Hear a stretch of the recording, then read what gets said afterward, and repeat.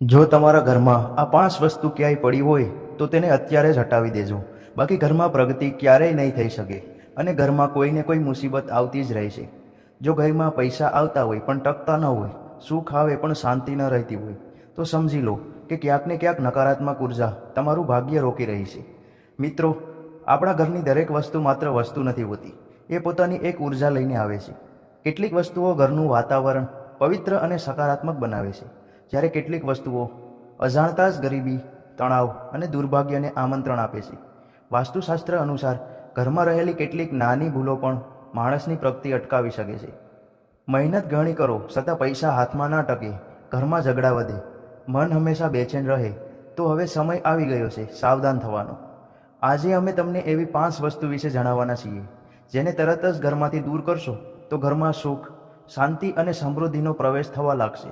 તો દોસ્તો, ઘણીવાર લોકો વાસ્તુશાસ્ત્રને માત્ર અંધશ્રદ્ધા સમજીને સામાન્ય ગણતા હોય છે, પરંતુ અનેક લોકોએ સાચી સમજ સાથે વાસ્તુના સરળ અને અસરકારક નિયમોને જીવનમાં અપનાવ્યા છે અને તેઓએ પોતાના જીવનમાં અદ્ભુત પરિવર્તન અનુભવ્યું છે।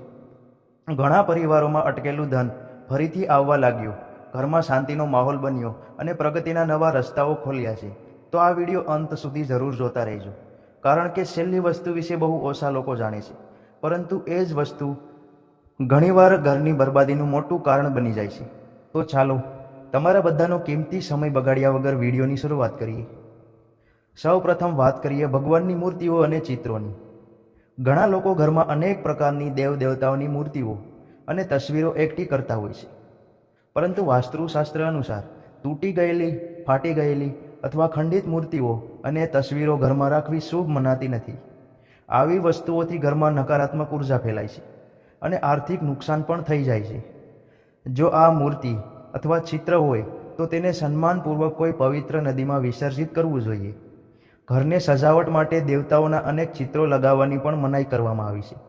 કેટલાક લોકો આજકાલ ભગવાનના એવા ચિત્રો રાખે છે જે પરંપરાગત નથી, જેમ કે ધૂમ્રપાન કરતા શિવજી અથવા ભયંકર સ્વરૂપવાળા ભૈરવના ચિત્રો।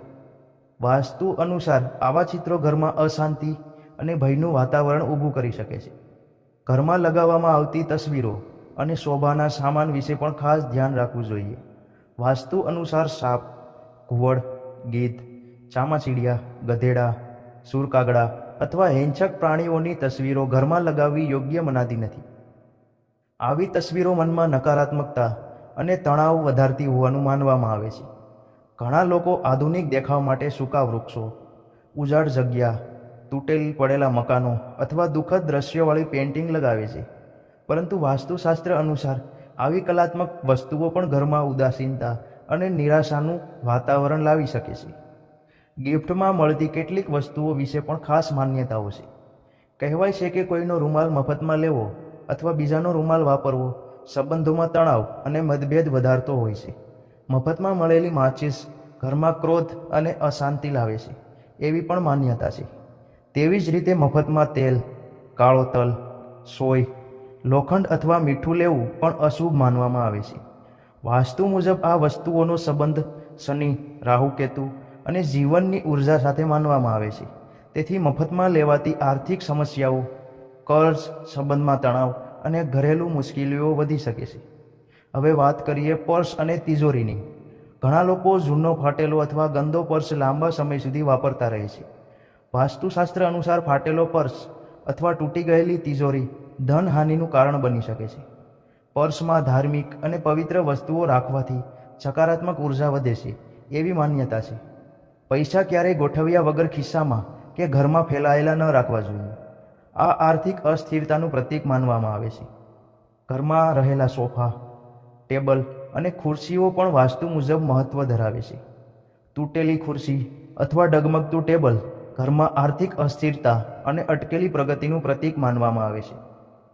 ફર્નિચરની બનાવટ, આકાર અને ગોઠવણી પણ ઘરની ઉર્જા પર અસર કરે છે, એવી માન્યતા છે। તેથી ફર્નિચર પસંદ કરતી વખતે માત્ર દેખાવ નહીં, પરંતુ તેની સુવ્યવસ્થિત ગોઠવણી પર પણ ધ્યાન આપવું જોઈએ। જો ઘર દક્ષિણમુખી હોય તો ઘણા લોકો વાસ્તુ દોષની વાત કરે છે।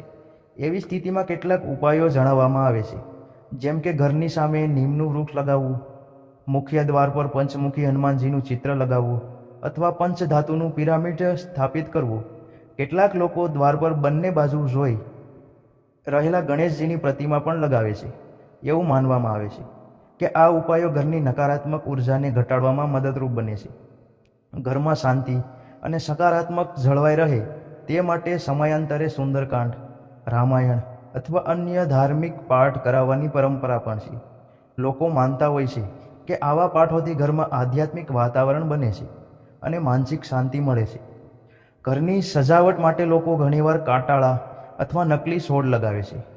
વાસ્તુશાસ્ત્ર અનુસાર કાંટાવાળા છોડ લગાવવા સંબંધોમાં કડવાશ અને મતભેદ વધારવા હોય છે.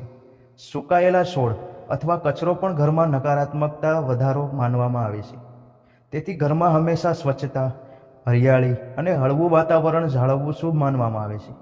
ઘરમાં રહેલી કેટલીક હાનિકારક વસ્તુઓ વિશે પણ ખાસ સાવચેતી રાખવી જોઈએ, જેમ કે દવાઓ, ટોયલેટ ક્લીનર, ફિનાઇલ, જંતુનાશક દવાઓ, મચ્છર મારવાની દવાઓ અને ઝેરી રસાયણો. આ વસ્તુઓ ગમે ત્યાં બેફામ રીતે ન રાખવી જોઈએ.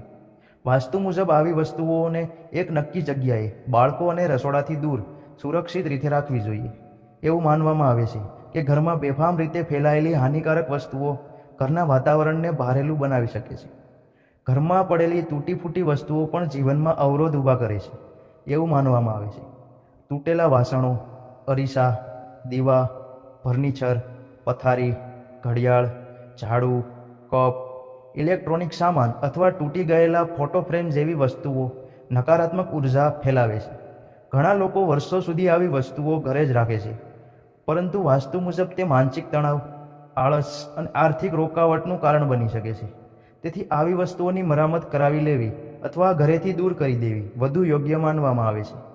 પૂજા ઘરમાં રાખવામાં આવતો કળશ પણ ખૂબ જ મહત્વનું માનવામાં આવે છે. કહેવાય છે કે પૂજાનો કળશ ક્યારેય ખાલી ન રાખવો જોઈએ. કળશમાં ગંગાજળ અથવા શુદ્ધ પાણી રાખવાથી ઘરમાં સકારાત્મકતા અને શાંતિનું વાતાવરણ રહે છે, એવી માન્યતા છે. કળશને બ્રહ્મા, વિષ્ણુ અને મહેશનું પ્રતીક માનવામાં આવે છે, તેથી તેની અવગણના કરવી યોગ્ય નથી મનાતી. ઘરમાં જો કોઈ ખૂણામાં નકારાત્મકતા અનુભવાતી હોય, ત્યાં કપૂર રાખવાની પણ માન્યતા છે. કહેવાય છે કે 2 કપૂરની ટીકિયા રાખવાથી અને સમયાંતરે બદલતા રહેવાથી વાતાવરણ શુદ્ધ રહે છે. તે જ રીતે ઘરમાં બનેલા કરોળિયાના ઝાડા તરત દૂર કરવા જોઈએ. વાસ્તુ અનુસાર ઝાડા ઘરમાં અટવાયેલી અને અટકેલી ગયેલી ઉર્જાનું પ્રતીક માનવામાં આવે છે, જે પ્રગતિમાં અવરોધ લાવી શકે છે. ઘણા લોકો ઘરમાં અનાવશ્યક પથ્થરો, રત્નો, તાબીજ અથવા જૂના નંગો રાખીને ભૂલી જાય છે, પરંતુ વાસ્તુ મુજબ દરેક પથ્થર અને રત્ન પોતાની એક ઉર્જા હોય છે. ખોટા પથ્થર અથવા અજાણ્યું રત્ન ઘરમાં નકારાત્મક અસર પેદા કરી શકે છે. તેથી અજાણી વસ્તુઓને વર્ષો સુધી ઘરમાં જમા રાખવી યોગ્ય મનાતી નથી. તો મિત્રો, વિડીયોનો અંત કરતા પહેલાં કોઈ મિત્રો વિડીયો વિશે કંઈક કહેવા માંગતા હોય તો વિડીયોની કમેન્ટ બોક્સમાં પોતાનું મંતવ્ય કે વિચારો જરૂર જણાવતા જજો. તો તમામ મિત્રો મનમાં પોતાની કુળદેવી માતાનું સ્મરણ કરી અને જો તમને સારું લાગે તો વિડીયોની કોમેન્ટ બોક્સમાં પોતાની કુળદેવી માતાનું નામ અવશ્ય લખતા જજો. અંતમાં સૌથી મહત્વની વાત એ છે કે ઘર માત્ર ઈંટ અને દિવાલોથી નથી બનતું, પરંતુ ત્યાં રહેલી ઉર્જા, સ્વચ્છતા, સકારાત્મકતા અને પરિવારના સંબંધોથી બને છે. જો ઘરમાં અનાવશ્યક તૂટી ગયેલી, ગંદી અથવા નકારાત્મકતા ફેલાવતી વસ્તુઓ ભરેલી રહે તો તેનો પ્રભાવ ધીમે ધીમે મન અને જીવન પર પડવા લાગે છે. તેથી ઘરને સ્વચ્છ, વ્યવસ્થિત અને શાંત રાખવું માત્ર વાસ્તુ માટે જ નહીં, પરંતુ સારા અને સુખી જીવન માટે પણ ખૂબ જરૂરી માનવામાં આવે છે. ઘર માત્ર રહેવાની જગ્યા નથી. ઘર એ આપણા સપનો, લાગણીઓ, સુખ દુઃખ અને પરિવારની ખુશીઓનું કેન્દ્ર હોય છે. ઘણીવાર માણસ મહેનત તો ખૂબ જ કરે છે, પરંતુ છતાં ઘરમાં અશાંતિ, આર્થિક તંગી, માનસિક તણાવ અને નકારાત્મકતા વધતી જતી હોય છે. વાસ્તુશાસ્ત્ર અનુસાર તેના પાછળ ઘરમાં રહેલી કેટલીક એવી વસ્તુઓ અને આદતો જવાબદાર હોય છે જેને આપણે સામાન્ય સમજીને અવગણતા હોઈએ છીએ. ઘરમાં રાખેલી દરેક વસ્તુઓ કોઈને કોઈ ઉર્જા સાથે જોડાયેલી માનવામાં આવે છે.